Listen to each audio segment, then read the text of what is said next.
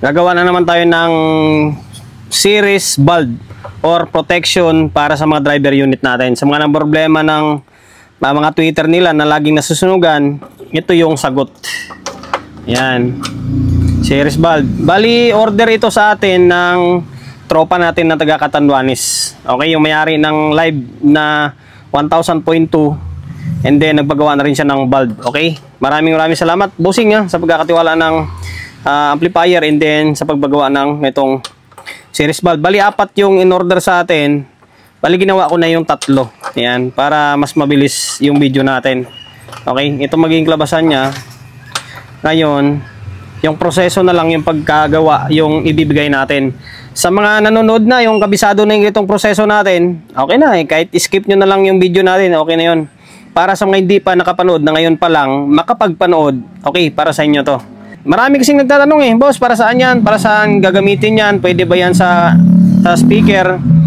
Hindi pwede ito sa mga sub-speaker, pang tweeter lang ito or pang driver unit lang ito. Para iwas sunog ng mga driver unit nyo. Okay? Gagamitin natin ng materyales, capacitor. Starting capacitor ng ang ginagamit ko rito. Ayan. 1.5 na 400 volts. Mas maganda kasi ito, may butas siya. Pwede mo i-tornilyo doon sa may soundbox nyo. Okay? Tapos, ito yung pinaka-importante, yung bulb. 12 volts na 35 ito. Yan, double contact. Okay? Tapos, ano pa ba? Yan, ito yung natin. Resistor naman is optional ito. Pero kung yung driver unit nyo is para sa akin 350 pababa, mas maigi na gumamit kayo ng resistor. Pero kung 400 pataas, much better siguro na optional pa rin naman. Pwede nyo gamitan, pwede hindi. Kung sa tingin nyo medyo makapal yung tunog, pwede nyo tanggalin ito. Pero pampatibay rin talaga ito. 5.1 ohms na 10 watts. Okay, 5.1, 10 watts. Okay, tapos ano pa ba? Materials natin. Siyempre, gamit kayo ng wire na mas matibay. Or magandang klase. Ayan, pure copper yan. Kita nyo, dilaw na dilaw. Huwag kayong gumamit ng wire na mga mumurahin. Yung tipong napupudpod kasi magugulat na lang kayo. Biglang nawala na yung tunog ng driver unit nyo. Akala sunog na. Yung pala, yung wire nyo may problema. Okay? Tapos, shrinkable tube. Kung wala kayong shrinkable tube, okay lang naman. Kung meron, mas maigi na meron kasi ito yung magsisilbing ito pampakapit or pampahigpit. Ayan, and then hindi naka-expose yung inang, di ba? Okay. Ngayon, ang proseso nito ay siyempre, ikuan lang naman natin to, isi-series lang natin. Ngayon, ito balatan natin. Magagalit na naman dito sa atin, sabihin wala tayong proper tools. Pag magkuhan kayo nito, magdugtong kayo, mas maigi na ito, kagargahan nyo muna ng tingga yung paghinangan nyo. Tulad nitong bulb, kargahan nyo muna para hindi mahirap magdugtong. Yan. Tapos yung kukunin natin na pin dito ay yung dalawang gitna. Hindi na gagamitin yung ground dito. Kumbaga, isi-series natin yung dalawang coil para mas matibay. Lang Yan. Tapos, sa mga nagtatanong kung anong watts yung gamit ko na panginang, gamit natin ay 60 watts. Ayan, mumurahin lang na panginang to. 60 watts. Ayan, okay. Maganda, mas mabilis tong trabaho natin dahil hindi na tayo magdudugtong ng wire dito. Bagkos, putulan na lang natin tsaka idudugtong sa may bulb natin. Okay. Si-series lang. Kung mga gustong gawin or gayahin nyo lang, sundan nyo lang yung video natin. Gagawa nyo yan. Laking tulong nito sa mga driver unit nyo. Maniwala kayo sa akin. Okay. Yan. Series lang. Tapos, ganito maging klabasan niya. Next is yung wire naman. Sana yung wire. Kakargahan natin ng tingga to. Tapos, isi-series lang to natin dito. Okay. Mag-ingat kayo sa paghinang kasi medyo mainit. Sanay na tayo nito sa paso-paso Ayan. Mabilis kapag maganda yung panghinang nyo. Okay, ganyan maging labasan sa may positive side dito. Okay? Ngayon, di pa tapos yan syempre. Lagyan natin ng itong resistor na 5 ohms na 10 watts. Pwede nyo kuskusin to. Kapag nangingitim na yung alambre, kukuskusin nyo kasi Pag di nyo kiniskos yan, oxidized na, hindi kakapit yung tingga nyo. Sayang naman, bibilog lang yung tingga, nalalaglag. Masyado na ma-excited. Dito pala sa kabilang side pa.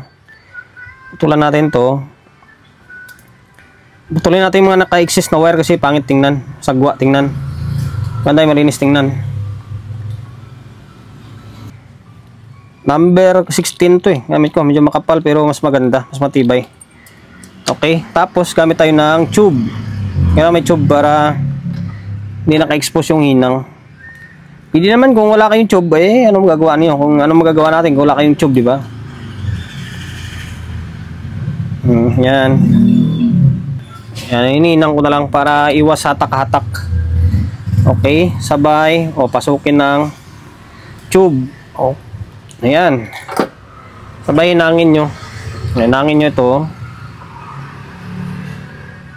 Yan. Pwedeng lighter. Kung may lighter kayo, pwede rin naman. Kung ako kasi ito, panghinang lang, pwede naman. Yan, ang puno lang banda. Okay. Ito na yung labasan niya. Tapos, ito. Balatan natin to. Tapos, pasok dito. And then, pwede nyong i-twist lang. O, pwede naman rektang hinang. Ito, pakita ko sa inyo yung twist niya, tinatawag ko. Pwedeng i-twist yung ganyan. O, yan, sabay, hinang. Pwede rin naman na hinang dugtong lang. Okay? Sabay, karga ng panghinang. Yan. O, tapos, sa may kabilang side, ganun din. O, lagyan natin ng tube to.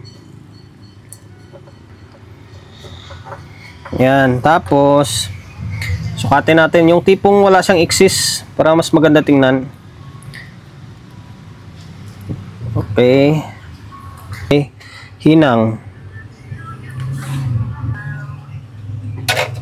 Okay, sabay putulin tong alambre siyempre kasi hindi makapasok yung sinangga bolt tube dyan.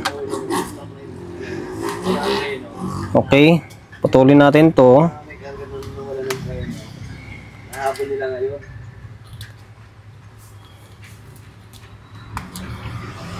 Okay, ngayon, sabay pasok ng tube. Kabilaan. Okay. Tapos na to. Ito na yung pinaka last stage na proseso. Ayan. Sabay. Mainit. Lighter, pwede naman.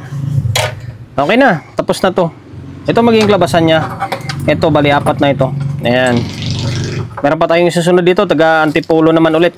Yung pinagpagawa sa atin dito ng driver unit, nasira yung coil, papagawa na daw ng bulb. Okay, 1, 2, 3, 4. Ngayon, yung itong side na to, yung sa may bulb, ito yung papuntang driver unit. Tapos dito na side na to, papuntang amplifier. Okay, sana nakapagbigay idea tayo. Pa-share ng video natin.